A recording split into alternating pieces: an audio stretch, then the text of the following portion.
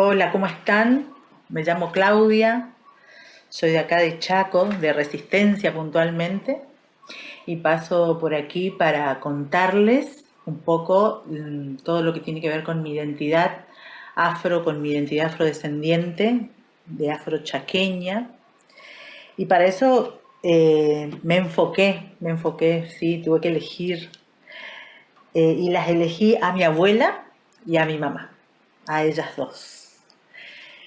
Y se las voy a mostrar, se las voy a presentar como corresponde en aquella época. No había tantas fotos como uno quisiera, como hay hoy en día.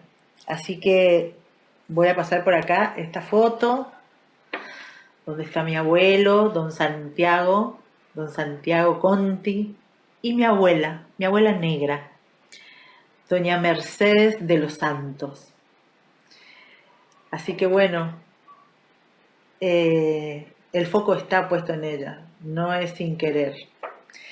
Eh, Nuestra ascendencia afro proviene de una línea de la trata esclavista que entró por Brasil, que estuvo en Pelotas específicamente de Brasil.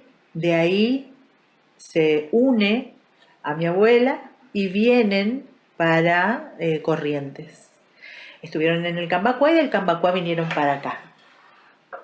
Ella lo conoce a mi abuelo, un señor blanco, muy blanco, de ascendencia italiana, y ellos formaron esta hermosa familia que somos hoy. Difícil, muy difícil su tránsito en esta provincia joven, provincialización joven, donde había mucho racismo instalado. Y el mayor problema fue que esta señora negra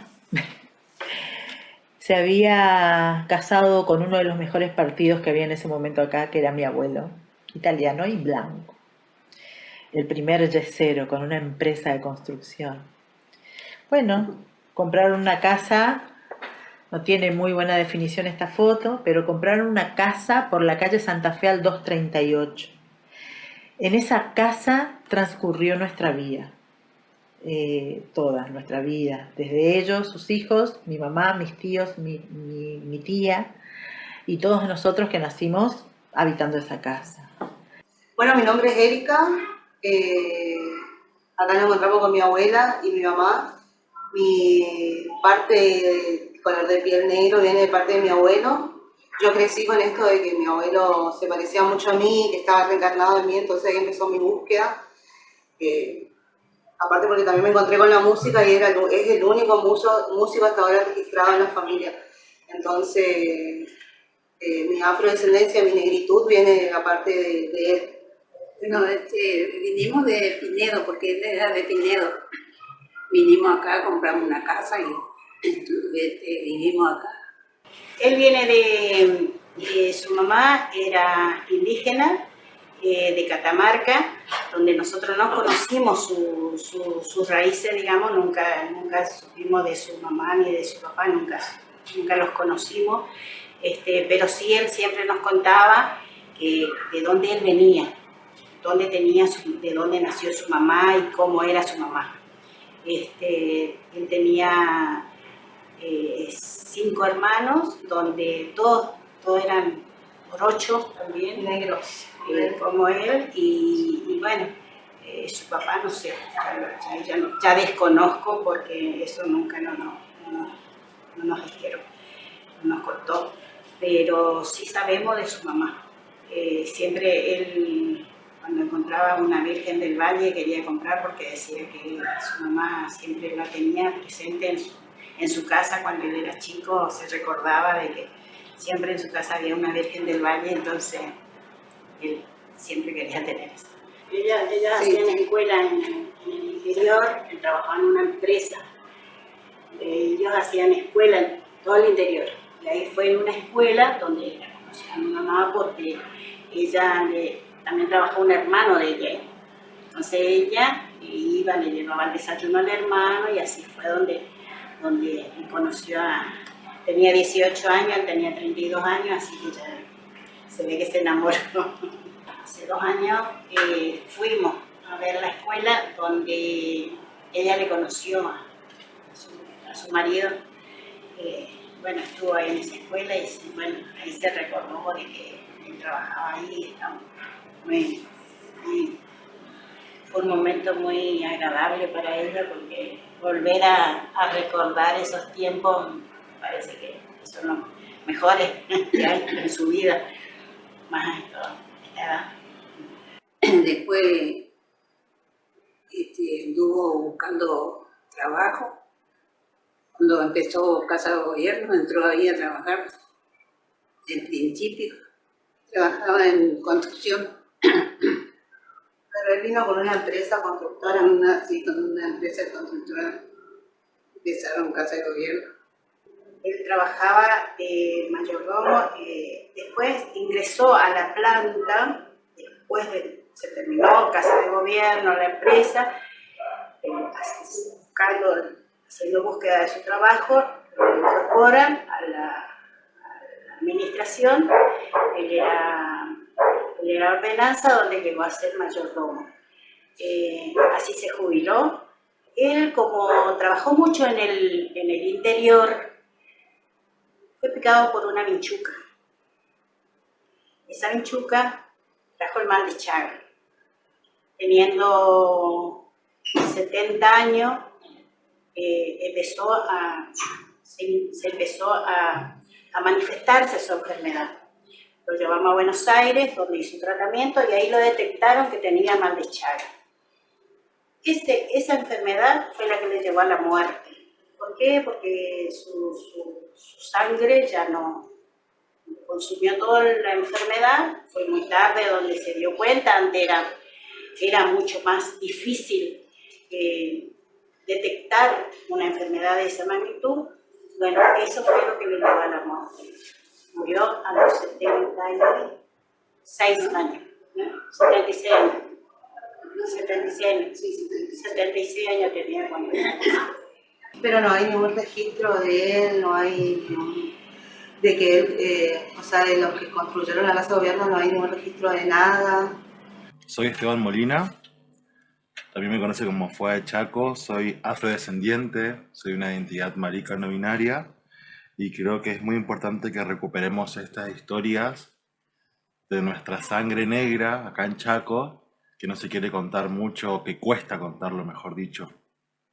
Ella es mi tía, la hermana de mi papá, Gladys Molina, hoy en día tendría 70 años aproximadamente, falleció cuando tenía 20, pero algo que me quedó siempre marcada en la memoria era algo que venimos sufriendo siempre ante una imposición de la belleza hegemónica. Acá la vemos a ella que tenía un pelo muy planchado, pero ella tenía un pelo mota, un pelo con rulos, con bucles, muy fuerte, muy poderoso, pero siempre al juntarse con toda su primada, que eran una gringada también tremenda ahí, ella sintió la necesidad siempre de querer plancharse el cabello.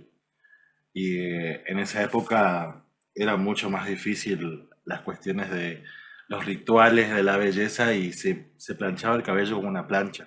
Esas planchas que tenían carbón adentro y eran de hierro, imagínense a ella planchándose ahí y sufriendo ese calor para poder estar bella, porque el concepto de belleza que hasta hoy en día muchos siguen pregonando es lo rubio, lo blanco, y si hablamos del cabello específicamente, hablamos de un cabello que sea sedoso, que sea liso, y nos olvidamos de toda la fuerza y la belleza que tiene el cabello mota. Y es algo que me quedó siempre muy dando vueltas en mi cabeza siempre, porque incluso a mí me pasó en mi juventud también que me pase lo mismo de querer tener el cabello lacio. ¿Por qué quería tener el cabello lacio? ¿O por qué quería defender más mi descendencia europea en vez de recalcar justamente nuestra identidad afro, como chaqueños, como argentinos, como argentinas, como argentines? Creo que es muy importante justamente que abracemos eso, el saber la verdad, toda la verdad de dónde venimos, nos va a ayudar a ser más fuertes, nos va a ayudar a ser más libres y más bellos. Y por eso hoy en día, con mucho orgullo, ando con mis bucles, mis rulos, así sueltos ante la vida. Y creo que es una pequeña cosa que es muy importante que tengamos que rescatar, que habla de una gran inmensidad de toda una historia que no se quiso contar. Mi nombre es Cecilia. Mi papá se llamaba Justino López y él es la persona de la que hablé, Justi le decíamos, y él sí estaba muy orgulloso de ser negro y ahora yo creo que también lo soy y mi hijo también está aprendiendo a hacerlo. Mi interés más que nada es hablarle de lo que yo me pueda acordar de mi abuelo. En realidad yo lo llamé papá porque él me crió y de lo que me acuerdo de él, él nació el 1 de enero, da la casualidad justo enero de 1901. Fue muy presente en nuestra vida, tanto mía como la de mis hermanos, y a pesar de que haya pasado tantos años, me acuerdo que él tenía muy presente sus orígenes, su color de piel, ¿no? Y como yo me crié prácticamente con él, salíamos juntos, él tenía un negocio, salíamos a hacer compras y él me presentaba con su hija y le hacían el chiste como diciendo, ¿por qué vos sos negro y tu hija tan clara? Y decía, yo estoy quemado por el sol. Pero él siempre él tuvo muy presente sus ancestros.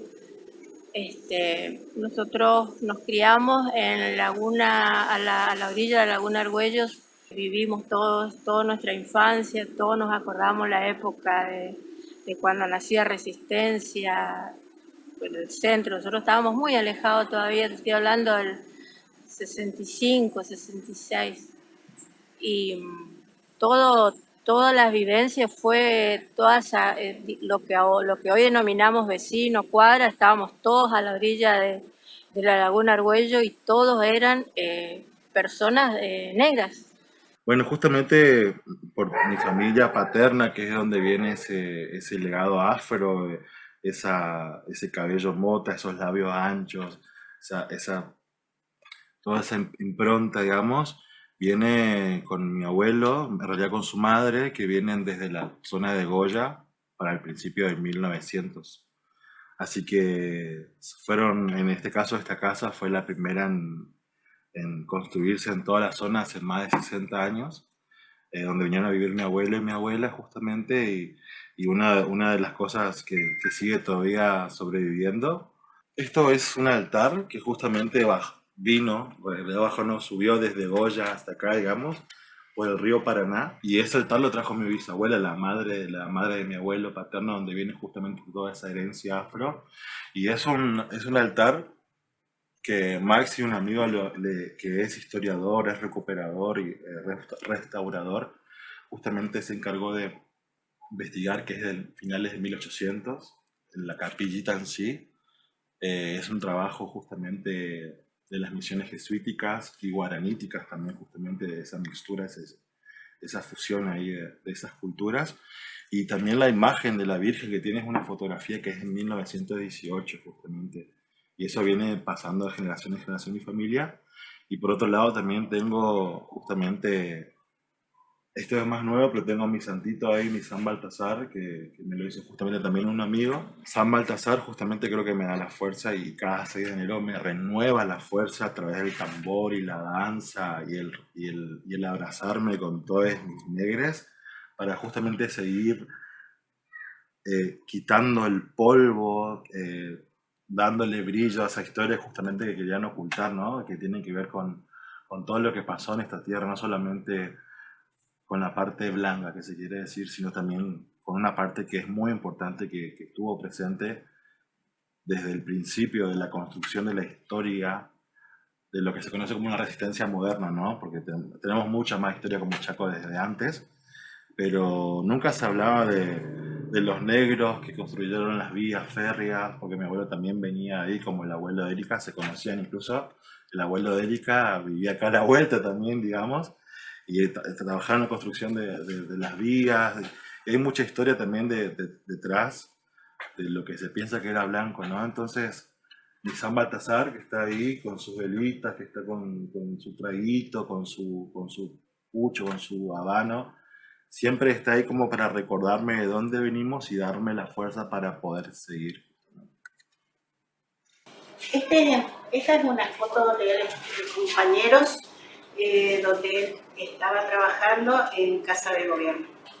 Bueno, en esta foto también, ellos coinciden, mi abuela y mi abuelo vivieron en el barrio donde viven los Molinas, Esteban Molina, La Fuega, donde acá está mi abuelo cocinando, se ve que era como un encuentro, una fiesta. Ese era una, donde estábamos todos en la escuela y ellos eran los de la comisión escolar, no sé cómo lo dicen. Este es el hijo de él. Cuando él la conoce a mi mamá, él viene con este hijo.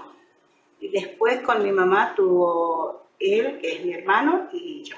Con el correr de los años hizo ingresar a sus hijos a trabajar en la provincia.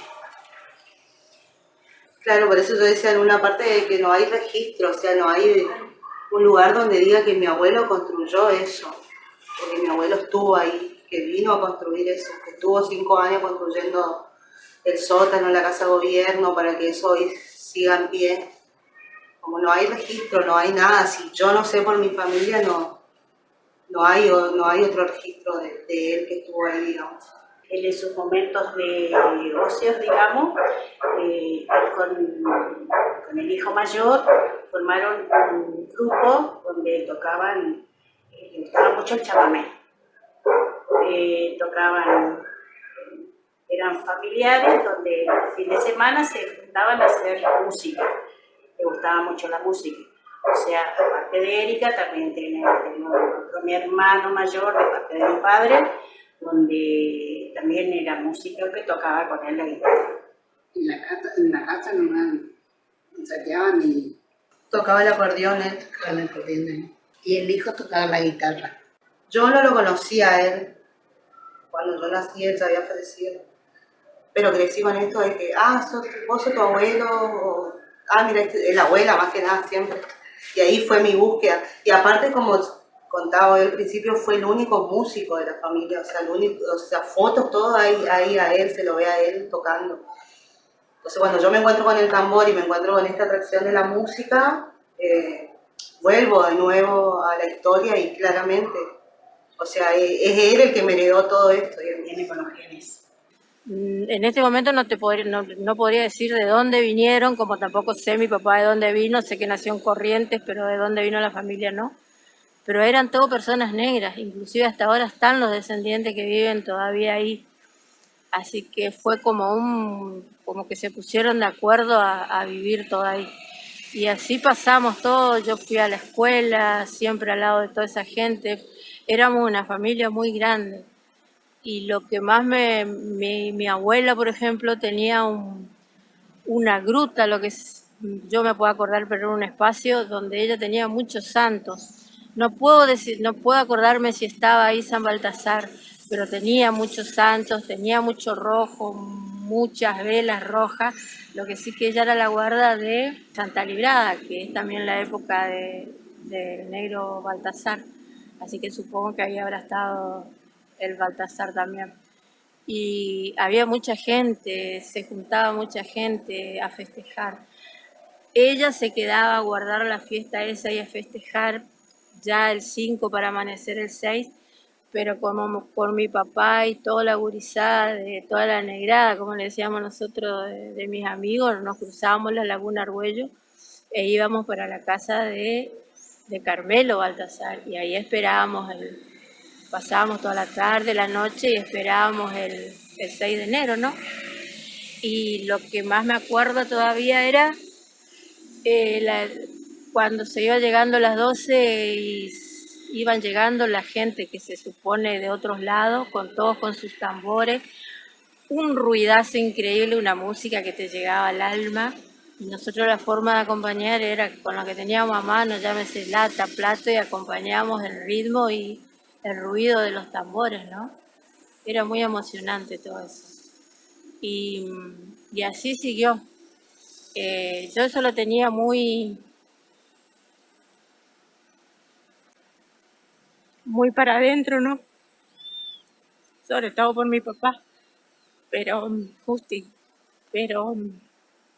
después Maxi Bauco fue preguntando y hurgando ahí, porque yo le nombraba a la Laguna Argüello, le nombraba a Carmelo. Y él fue hurgando, hurgando y estudiando y leyendo. Y así yo fui alimentando más eso y recordando. Y él me decía, ¿no te acordás más, mami? Sí, y hablábamos y nos pasábamos noches, noches hablando. Y yo creo que eso sirvió para que yo sintiera realmente de que tengo sangre afro, ¿no? Y lo que está haciendo Max y todo su grupo con la Sociedad del Tambor, supongo, y los que lo siguen, supongo que hacen muy bien de hacernos ver a nosotros de dónde venimos. Y le gustaba mucho, era muy divertido, era. Le gustaba, más que nada, era esas personas que hablaban mucho y cada cosa que decía era como, siempre él salía por la parte del humor, era muy divertido, era, no era una persona que siempre estaba, no era esas personas malas, siempre con buen humor, estaba excelente como padre, como marido, como un familiar, era muy buena persona. Acá hay otra foto de mi abuela. Se ve mejor. Este sigue siendo el frente de la casa. Esta parte que está acá es esta que está acá. Con los vecinos, siempre en la vereda. La primera hija de mi abuela es mi mamá. Mi mamá que eligió de profesión la docencia. Ella feliz caminando por la galería de la escuela. Es una maestra emblemática, la señora Carola, que anduvo por muchas escuelas hasta que se titularizó y quedó en la escuela 835 de Villa Río Negro. Todo el mundo la conoce en Villa Río Negro porque fue una maestra que marcó la diferencia, ¿no?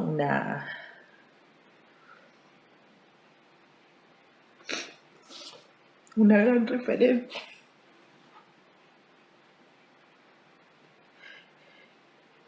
Todavía el día de hoy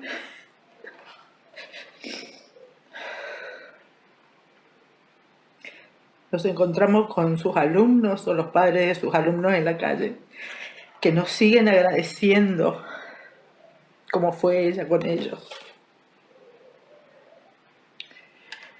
Porque no solamente enseñaba en el salón, les daba esperanza y les decían que se podían proponer lo que quisieran, que si estuvieran convencidos y creían en ellos mismos, en ellas mismas, iban a lograr lo que quisieran. Así que son incontables las anécdotas con las que nos cruzamos todo el tiempo y me parece súper importante para la identidad de esta provincia, para la identidad negra de esta provincia, que conozcan y sepan de Mercedes de los Santos, mi abuela, y que conozcan de su hija mayor, María Carolina Conti, conocida como la señora Carola. No es una cuestión de racismo, pero a mí por ahí siempre me molestaba que decían los gringos acá, los gringos allá, o se festejaba el 2 de febrero. Pero, y nosotros, yo no soy gringa, no tengo ojos azul, y entonces ¿de dónde salí? ¿De dónde vengo? Y Maxi fue como que fue ahí hurgando las raíces y sacando cosas que yo ni sabía que sabía.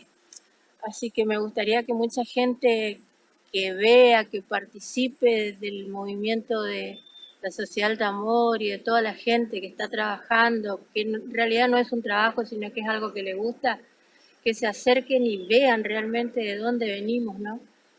Creo que es una cuenta pendiente que tenemos de saber quiénes fueron nuestros antepasados, que no es tan fácil de decir, sí, mi mamá, mi abuelo tenía bicicleta, mi mamá ya tuvo auto, no. Por ahí me pongo a pensar qué habrá sido de mi bisabuelo, de mi tatarabuelo, cómo habrá sido su vida sufrida, ¿no? A la mamá de mi papá, de Justi, lo llegué a conocer por foto, que era una persona de una foto donde estaba sentada, era una persona morocha, el cabello crespo, súper enrulado, y ya con muchas canas, pero lo que siempre me llamó la atención de esa foto fue su rostro, ¿no? Sus ojos. Se ve que sufrió mucho, su arruga demostraba que tuvo una infancia muy sufrida. No así ya mi papá, porque la vida de él ya fue más alegre, digamos, y la nuestra, obvio, mucho mejor. Yo soy afrochaqueño, sí. Yo soy acá nacido. O sea, en esta misma casa me crié todo. Yo y mi hermano, justamente. Fue andar por estos espacios, justamente el darme cuenta que soy afrochaqueño fue cuando me encontré ahí en la zona de Laguna Argüello, justamente otra zona muy importante que tiene que ver con la historia afro. Encontrarme con los tambores ahí fue que me encontré bueno, con la negra Margosa, justamente. Y, y encontrarme en otras muchas similitudes que tenían que ver con el sonar, con el bailar, con muchos fenotipos también que tienen que ver con nuestra forma de ser, el aspecto físico, digamos. Y ahí fue como que empecé a darle más atención a la historia justamente de mi abuelo, de dónde venía, de mi tía, y empezar a recordar justamente esta historia que estaba contando de esos rituales de belleza que tenían que ser ocultar lo que vos verdaderamente sos para poder agradar a todos, digamos. Se ve, por lo que cuenta mi mamá y por lo que cuenta ella, se ve que él no le importaba mucho su color de piel, porque él él fue y pidió para trabajar de administrativo, él entró, pidió a pedir trabajo a Casa de Gobierno, después que se terminó de construir la Casa de Gobierno. Él nunca lo comentó como que él sufrió discriminación, entonces como que nosotros nunca lo palpamos a eso.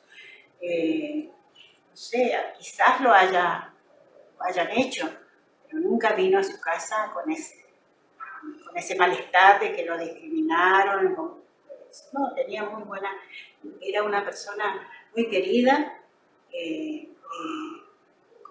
yo creo que por su forma de ser, pero sí, yo sé que los afrodescendientes fueron siempre discriminados y creo que hasta hoy se está peleando por eso, porque la sociedad no acepta o no sé. Pero yo con orgullo puedo decir de que mi papá, siendo un afrodescendiente, viniendo de su mamá que fue indígena, pudo construir una casa de gobierno y pudo hacer cosas en la provincia.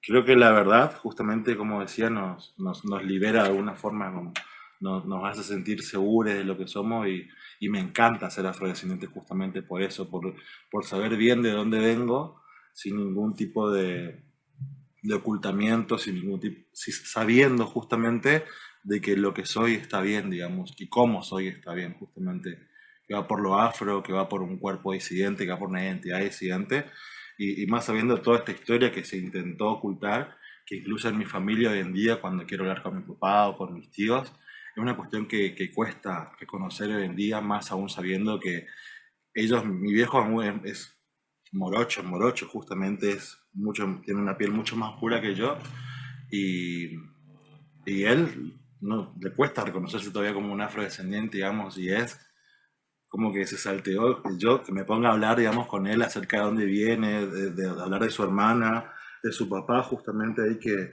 también es bien moreno, digamos, y reconocer eso, porque siempre era como reconocer a los movimientos italianos que llegaron y que se quedaron, o los europeos, y nunca se hablaba de la parte negra de la familia. Entonces, es eso, reconstruir la historia completa de la familia, de dónde venimos. Todo aquel que tenga un rulo, algo, que vea alguna foto de sus antepasados, que se acerque a estas personas y que comparta los momentos, porque es muy lindo saber de dónde venimos. Acá está ella con la porta que lo negó siempre. Nunca lo negué. Mi mamá tenía así como yo. Nunca lo negué, sino que nunca me di cuenta, sinceramente. Nunca me di cuenta de esa parte, de dónde mi papá venía. Hoy ella me hace ver esto. Pero estoy orgullosa de todo lo que pasé.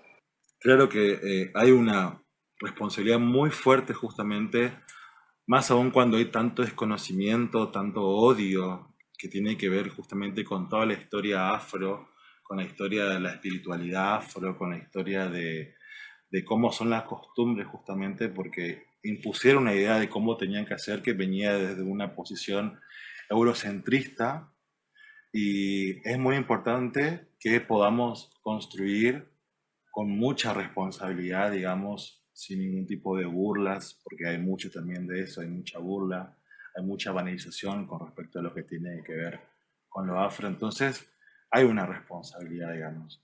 Porque también detrás de toda esta construcción venimos a desarmar todo el sufrimiento que hay, digamos, que lleva a ser, lo que conlleva ser negro. Hay un montón de sufrimiento, hay un montón de racismo estructural, social, transversal en todo lo que vos te imagines, en todos los términos, la forma de hablar, en todo hay como un gran dolor que justamente creo que la responsabilidad más grande está en construir una conciencia que pueda aceptar a todas las culturas, a todos los colores, y sin la violencia y sin el sufrimiento. Entonces por eso creo que es muy importante el construir y sostener la militancia de la comunidad afrodescendiente de Chaco. Hay un sinfín de fotografías de Carola.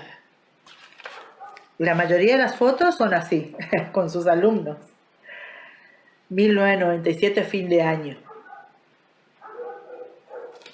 Cuando empezó en el interior del Chaco.